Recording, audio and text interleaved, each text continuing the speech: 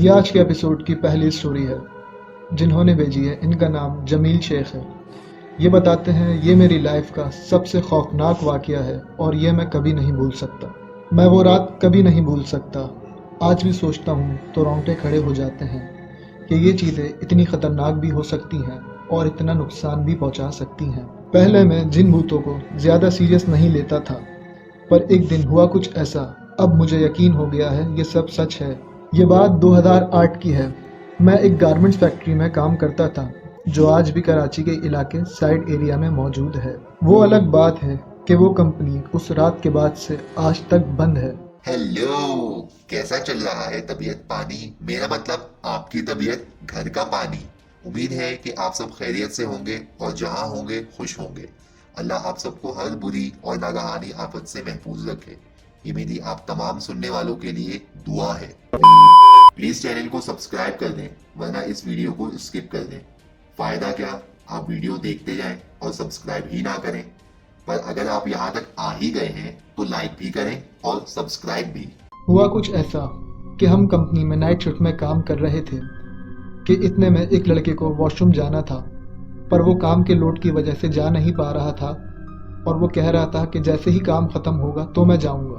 اتنے میں ایک لڑکے نے اس سے کہا کہ تم واش روم کیوں جا رہے ہو، یہ لو شاپر اور اسی میں یورین پاس کر لو۔ اب ان دونوں کی یہ باتیں سن کر میں ہنس رہا تھا کہ یہ سب کیا باتیں کر رہے ہیں۔ اتنے میں اس لڑکے نے اس سے شاپر لیا اور اسی میں یورین پاس کر لیا۔ اس نے مذاق میں کہا تھا پر وہ سیریس ہو گیا۔ یورین پاس کرنے کے بعد اس نے شاپر کو باندھ کر ایک ونڈو کے باہر پھینک دیا۔ اب تھوڑی ہی دیر میں جو چیزیں ہونا شروع ہوئی وہ بہت ہی خطرناک تھیں۔ پہلے تو ڈپارٹ کا سامان ایک کے بعد ایک گرنے لگا اور ڈپارٹ کی لائٹس جل بجھ ہونے لگی اور ڈپارٹ میں سے عجیب عجیب آوازیں آنے لگی۔ ہم سب ڈر گئے تھے کہ اتنے میں میری نظر اس لڑکے پر پڑی تو وہ منظر دیکھ کے کچھ لوگ بے ہوش ہو گئے اور کچھ ادھر ادھر بھاگنے لگے۔ میں دیکھتا ہوں ایک عجیب سا سایہ جو دھوئیں کی طرح تھا، اس نے اسی لڑکے کو جس نے یورین پاس کر کر باہر پھینکا تھا، ہوا میں اس لڑکے کو الٹا لٹکایا ہوا ہے۔ یہ منظر دیکھ کر تو مانو میری سانس ہی رک گئی۔ وہ لڑکا جو ہوا میں لٹکا ہوا تھا وہ بہت چیخ رہا تھا، مجھے بچاؤ مجھے بچاؤ، پر وہاں پہ کوئی کسی کی مدد نہیں کر پا رہا تھا۔ پر وہاں پہ جتنے بھی لوگ موجود تھے وہ سب بہت ہی ڈرے ہوئے تھے، ادھر ادھر بھاگ رہے تھے، گر رہے تھے، اور وہ جس طرف بھاگ کر گیٹ کی طرف جا رہے تھے وہاں پہ ایک عجیب سا سایہ ان کے سامنے آ کے کھڑا ہو جاتا تھا تو وہ پھر واپس بھاگتے تھے۔ سارے دروازے اپنے آپ ہی لاک ہو چکے تھے۔ باہر موجود لوگوں نے گیٹ توڑا اور اندر آنے کی کوشش کی، پر کسی میں بھی ہمت نہیں ہو رہی تھی کیونکہ وہاں پر جو چیزیں چل رہی تھی کوئی ہمت نہیں کر پا رہا تھا اندر آنے کی۔ تھوڑی دیر ایسا ہی چلتا رہا پر اچانک ایک دم سب رک گیا۔ وہی لڑکا جو ہوا میں لٹکا ہوا تھا، میری نظر اس پر پڑی۔ میں نے دیکھا وہ زمین پر بے ہوش پڑا ہے۔ باہر سیکیورٹی گارڈ نے ایمبولنس کو کال کی اور ایک کے بعد ایک ایمبولنس کمپنی میں لگنے لگی اور جتنے بھی ڈپارٹ کے اندر لوگ بے ہوش تھے یا کوئی زخمی تھا ان سب کو اٹھا کر ہاسپٹل لے جانا شروع ہو گئی۔ اگلے دن کمپنی بند رہی۔ جب مینیجر کو پتہ چلا اگلی صبح تو وہ بہت حیران ہو گیا کہ یہ رات کو ہوا کیا تھا کمپنی میں۔ اس رات کے اگلے دن بعد جو مینیجر تھے ہمارے وہ ہاسپٹل گئے، وہاں پہ موجود تمام اسٹاف سے خیر خیریت لی اور جو اس رات شفٹ کا انچارج تھا اس سے بات کی اور پوچھا کہ یہ کیا معاملہ ہوا تھا جو ان سب کی یہ حالت ہو گئی۔ انچارج سے ساری کہانی سننے کے بعد مینیجر بہت پریشان ہو گیا کہ یہ سب کیا ہوا تھا کمپنی کے اندر۔ 2 دن تک کمپنی بند رہی اور 2 دن کے بعد مینیجر نے کہا کہ چلو اب ڈپارٹ کو دوبارہ سے کھولو اور کام شروع کرو۔ ڈپارٹ میں آ کے مشینوں کو آن کرنے کے لیے کہا مینیجر نے، پر کوئی بھی مشین آن ہی نہیں ہو رہی تھی، جبکہ ان میں کوئی بھی ایسا ٹیکنیکل فالٹ نہیں تھا۔ ہم نے ہر طرح سے کوشش کی کہ یہ مشینیں آن کیوں نہیں ہو رہی، کوئی ایک تو مشین چلے، پر کوئی بھی نہیں چل رہی تھی۔ پھر مینیجر نے انجینئرز کو بلایا، بہت سارے انجینئرز کو دکھایا، ہر انجینئر آتا تھا اور ایک ہی بات کہتا تھا کہ فالٹ سمجھ نہیں آ رہا، چیزیں سب صحیح ہیں، خراب کچھ بھی نہیں ہے آپ کی مشینوں میں، جبکہ لاکھوں کی مشینری ہے یہ۔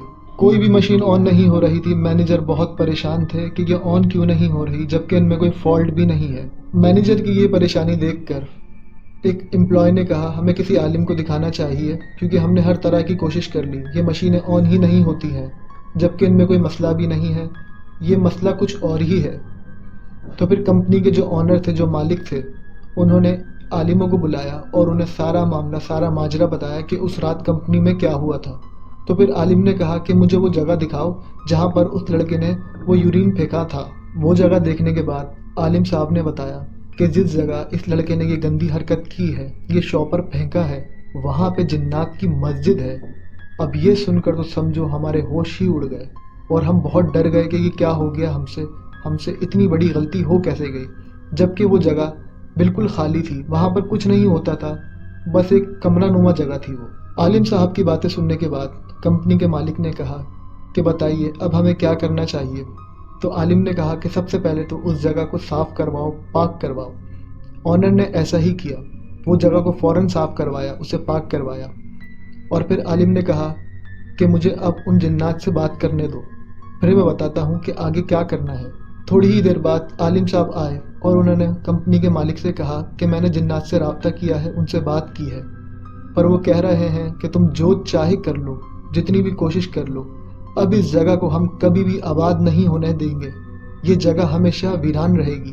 कंपनी के मालिक ने बहुत कोशिश की कि किसी तरह कंपनी दोबारा स्टार्ट हो जाए, पर वो स्टार्ट ही नहीं होती थी। कभी कोई मसला तो कभी कोई, कभी कहीं पर किसी भी वक्त आग लग जाती थी।